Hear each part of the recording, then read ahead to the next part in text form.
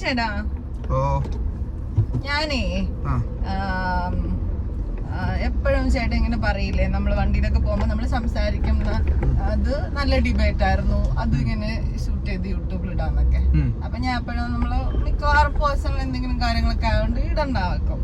അപ്പൊ ഇന്ന് ഞാൻ ഒരു ക്വസ്റ്റ്യൻ ചോദിക്കാൻ ചേട്ടത്ത് അത് നമുക്ക് ഡിബേറ്റ് ചെയ്യാം. എനിക്ക് ചേട്ടന്റെ ഒപ്പീനിയൻ എനിക്കൊരു സ്ട്രൈക്ക് ചെയ്തൊരു ക്വസ്റ്റ്യൻ ആയിരുന്നേ. നീ ഭയങ്കര ഇഷ്ടപ്പെട്ടോ ക്വസ്റ്റ്യൻ? ചിന്തിപ്പിക്കുന്ന ഒരു ക്വസ്റ്റ്യനാ. അപ്പൊ ഞാൻ ക്വസ്റ്റ്യൻ ചോദിക്കാൻ പോവാണ്.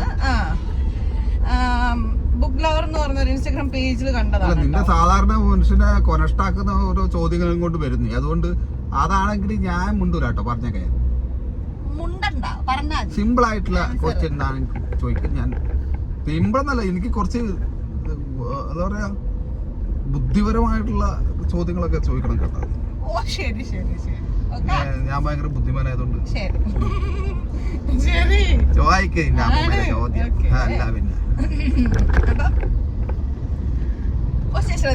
എനിക്ക് ഇഷ്ടപ്പെട്ട ഒരു ക്വസ്റ്റ്യൻ ആട്ടോ. നീയാണോ നിന്റെ ഉള്ളിൽ ഉണ്ടെന്ന് വിശ്വസിക്കുന്ന ആത്മാവാണോ, നിന്നിലൂടെ സംസാരിക്കുന്ന ശരീരമാണോ, നിന്നെ ചിന്തിക്കാൻ പ്രേരിപ്പിക്കുന്ന ബോധമാണോ യഥാർത്ഥ നീ? നിന്നോട് ഞാൻ പലതവണ ഞാൻ പറഞ്ഞിട്ട് കാണാവണ ചോദ്യങ്ങളൊന്നും ചോദിക്കരുതെന്ന്. എന്താ നമ്മൾ വായിച്ച എന്റെ മനസ്സിലായില്ല. അത് പറ. ഓക്കെ, നീയാണോ നിന്റെ ഉള്ളിൽ ഉണ്ടെന്ന് വിശ്വസിക്കുന്ന ആത്മാവാണോ? ഓക്കെ, ഞാൻ മനസ്സിലാവുന്ന രീതിയിൽ ഇതിലിരിക്കുന്ന പോലെയല്ല, എക്സാക്ട് അതുപോലെയല്ല ഞാൻ പറയാം. നീയാണോ അതോ നിന്റെ ഉള്ളിലുണ്ടെന്ന് നീ വിശ്വസിക്കുന്ന ആത്മാവാണോ, അതോ നിന്നിലൂടെ സംസാരിക്കുന്ന ശരീരമാണോ, അതോ നിന്നെ ചിന്തിക്കാൻ പ്രേരിപ്പിക്കുന്ന ബോധമാണോ യഥാർത്ഥ നീ? ആരാണ് ഞാൻ എന്ന് മറ്റേ സലീം കുമാർ പറഞ്ഞ മറുപടിയാണ് എനിക്കിപ്പോ.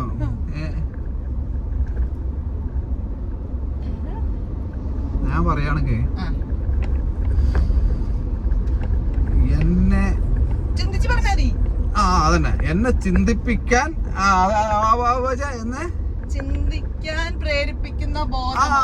എന്നെ ചിന്തിക്കാൻ പ്രേരിപ്പിക്കുന്ന ബോധമാണ് ഞാൻ. എന്ന് വെച്ചാൽ ഞാൻ എപ്പോഴും മനസ്സുകൊണ്ട് സംസാരിക്കുന്ന ഒരാളാണ്. ആ മനസ്സോടെ സംസാരിക്കും. നമ്മൾ ആ ചിന്തിച്ച മനസ്സിൽ വരുന്ന എന്താണോ അത് പറയുക എന്നുള്ളതാണ് എന്റെ ഒരു കൺസെപ്റ്റ്. അപ്പൊ അതാണ് ഞാൻ. ഇപ്പൊ ഞാൻ തിരിച്ചു വേറെ ക്വസ്റ്റ്യൻ ചോദിക്കണേ, എന്താണ് മനസ്സ്? മനസ്സ് എന്ന് പറഞ്ഞു കഴിഞ്ഞാല് മനസ്സ് എന്ന് പറഞ്ഞാൽ ചിന്തിക്കാൻ പ്രേരിപ്പിക്കുന്ന ബോധമാണ് മനസ്സ്. ആക്ച്വലി മനസ്സ് കണ്ടുപിടിക്കപ്പെട്ടിട്ടില്ല. മനസ്സെല്ലാരും നമ്മൾ ഡെയിലി പറഞ്ഞു, എന്റെ മനസ്സിൽ ഇഷ്ടമില്ലാത്ത തെറ്റിയില്ല, ഞാൻ എന്റെ മനസ്സാക്ഷിയെ തൃപ്തിപ്പെടുത്തി ജീവിക്കും എന്നൊക്കെ പറയും. അപ്പൊ ഒരു ക്വസ്റ്റ്യൻ ആണ്, അത് നിങ്ങൾക്കുള്ള ക്വസ്റ്റ്യൻ ആണ്. എന്താണ് മനസ്സ്, അല്ലെങ്കിൽ ആരാണ് മനസ്സിന്റെ സാക്ഷി? അതവിടെ നിൽക്കിരുന്നോട്ടെ. ഇപ്പൊ ചേട്ടന് ചിന്തിപ്പിക്കാൻ ബോധമാണ് യഥാർത്ഥ ചേട്ടൻ.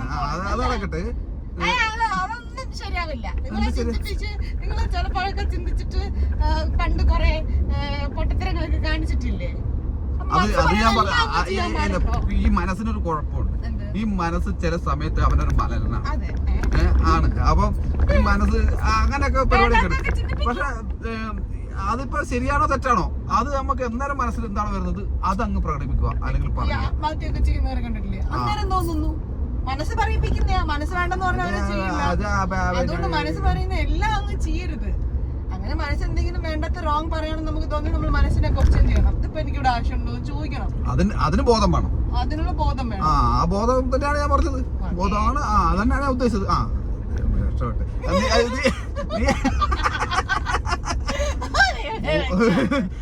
മൂർക്കമ്മാവിന്റെ മുമ്പിലാക്ക് പഴയകാലത്ത് ഇപ്പൊ കൈയിട്ട് പറഞ്ഞാൽ അവിടെ കെട്ടെ. നീ അവിടെ കെട്ട്.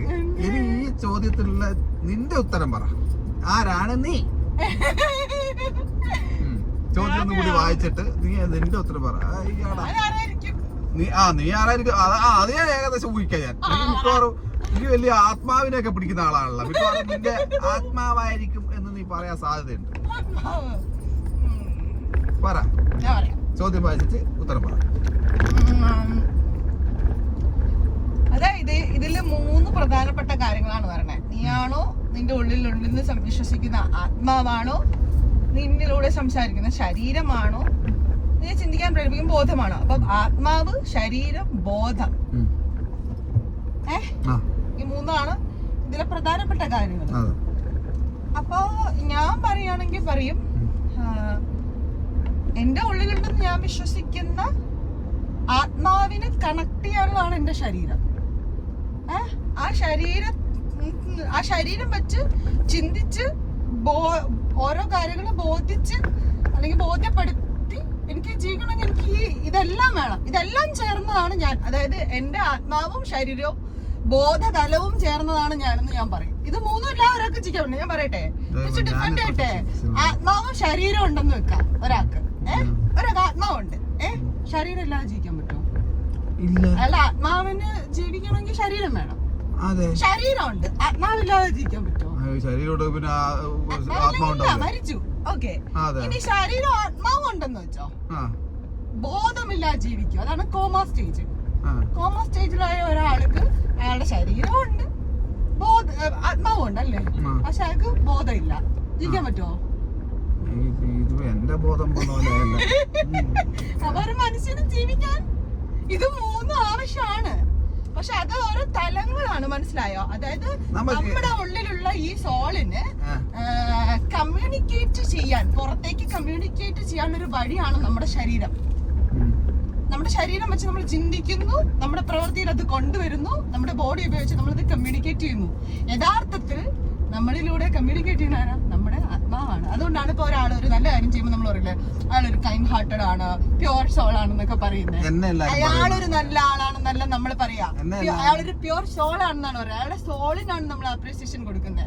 കാരണം അയാളുടെ ഉള്ളിൽ നല്ല ഉള്ളതുകൊണ്ടാണ് പ്രവൃത്തിയിലൂടെ അത് പുറത്തേക്ക് വന്നത്. അതെ, എന്നെ എല്ലാരും പ്യുവർ സോൾ ആണ്, കൈൻഡ് ഹാർട്ടഡ് പേഴ്സൺ ആണെന്നൊക്കെ എല്ലാരും പറയുന്നുണ്ട്. പിന്നെ നമുക്ക് ഈ വീഡിയോ മാറ്റിയിട്ട് ഞാൻ ആ ചോദ്യത്തിന് ഉത്തരം ഞാൻ അങ്ങനെ പറഞ്ഞു, നീ പറഞ്ഞ ഉത്തരം ഞാൻ പറഞ്ഞ ഉത്തരം നീ. അപ്പൊ എന്റെ ബുദ്ധിയാണ് അവിടെ വർക്ക് ചെയ്യുക. അപ്പൊ ബുദ്ധിയും കൂടി ചേർന്ന് പറഞ്ഞത് ചിന്തിക്കാനും ചിന്തതലവും ബോധതലവും മാത്രം മതി എന്നാണ് മനുഷ്യന്. പക്ഷെ എന്റെ ആൻസർ അങ്ങനെയല്ല. ഇത് മൂന്ന് സമന്വയിച്ച ഒരു മനുഷ്യന് ജീവിക്കാൻ പറ്റുള്ളൂ. ഇത് മൂന്നിൽ ഏതില്ലെങ്കിലും ഒരു മനുഷ്യന് ജീവിക്കാൻ പറ്റത്തില്ല. ശരീരം ഉണ്ടായിട്ട് ആത്മാവില്ലാതെ ജീവിക്കാൻ പറ്റില്ല, ആത്മാവ് ഉണ്ടായിട്ട് ശരീരം, ഇത് രണ്ടും ഉണ്ടായിട്ട് ബോധതലമില്ലെങ്കിലും കോമ സ്റ്റേജ് ആണ്, ജീവിക്കാൻ പറ്റത്തില്ല. അപ്പൊ ഇത് മൂന്നും വേണം. ഇത് മൂന്നും നല്ലോണം പ്രവർത്തിക്കണം. പിന്നെ ക്വസ്റ്റ്യൻ ഞാൻ അവിടെ ഇട്ട് വെച്ചിരുന്നു. ചേട്ടൻ പറഞ്ഞത് മനസ്സെന്നാണ് പറഞ്ഞത്. മനസ്സ് എന്താന്ന് ചോദിച്ചാൽ ആൻസർ പറഞ്ഞില്ല. നിങ്ങൾക്ക് എന്തെങ്കിലും ആൻസർ പറയാം. എന്താണ് മനസ്സ്? ആരാണ് മനസ്സിന്റെ സാക്ഷി? നമ്മൾ ചിന്തിക്കേണ്ടിയിരിക്കുന്നത്. ഓക്കെ, നൈസ് ആയിരുന്നു അല്ലേ? ആൻസർ എന്തായിരുന്നു? ആത്മാവി പഠിച്ചില്ലേ വീണ്ടും? അല്ല, ഞാൻ പറയട്ടെ, ഇത് ഈ ആത്മാവിനും ഇതിനും എല്ലാം ഇങ്ങനെയൊക്കെ വേണമെങ്കിൽ നമുക്ക് ഭക്ഷണവും വെള്ളവും കൊടുക്കണം. അതുകൊണ്ട് നമുക്കൊരു ചായ കുടിക്കാൻ നിർത്തിയാല.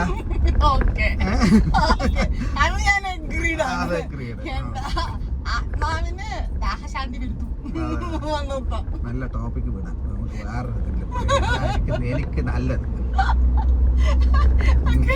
അപ്പൊ ഇതിന് നിങ്ങള് ഇതില് ഏതാണ് ഈ ക്വസ്റ്റ്യനുള്ള ആൻസർ നിങ്ങള്, അല്ലെങ്കിൽ ഈ പറഞ്ഞ എന്തെങ്കിലും എതിരഭിപ്രായം ആരാണ് മനസ്സിന്റെ സാക്ഷി? പിന്നെ നമ്മള് രണ്ടുപേരുടെ ആൻസറിൽ ആരുടെ ആൻസറാണ് ഇഷ്ടപ്പെട്ടെന്ന് പറയണം.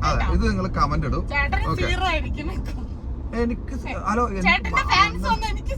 എന്റെ അമ്മ ഫാൻസാണ്, എന്റെ മുത്തുമണി എന്നെ അനുകൂലിക്കണേ കേട്ടോ. എനിക്ക് വോട്ട് ചെയ്യണം. ബിഗ് ബോസിൽ ചെയ്ത പോലെ ആവരുത്, എനിക്ക് വോട്ട് ചെയ്യണം കേട്ടോ. ഓക്കെ, അപ്പൊ ശരി, താങ്ക് യു. നമ്മൾ യാത്ര തുടർന്നുകൊണ്ടിരിക്കുന്നു. പൊള്ളാച്ചി ഞങ്ങള് ആത്മാവിനെ കണ്ടുപിടിക്കാനായിട്ട് നീ ആ വീഡിയോ എടുത്ത വേഗം.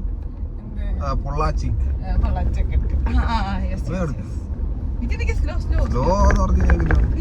അടുത്തെത്തുമ്പോ പറയരുത്.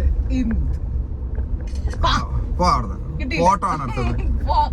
അപ്പൊ ശരി, നമുക്ക് പൊള്ളാച്ചി എത്തിയിട്ട് കാണാം കേട്ടോ. പൊള്ളാച്ചി പൊള്ളാച്ചി ഒന്നിച്ചായി പോയത്. പള്ളാച്ചി പഴനി എന്നൊക്കെ.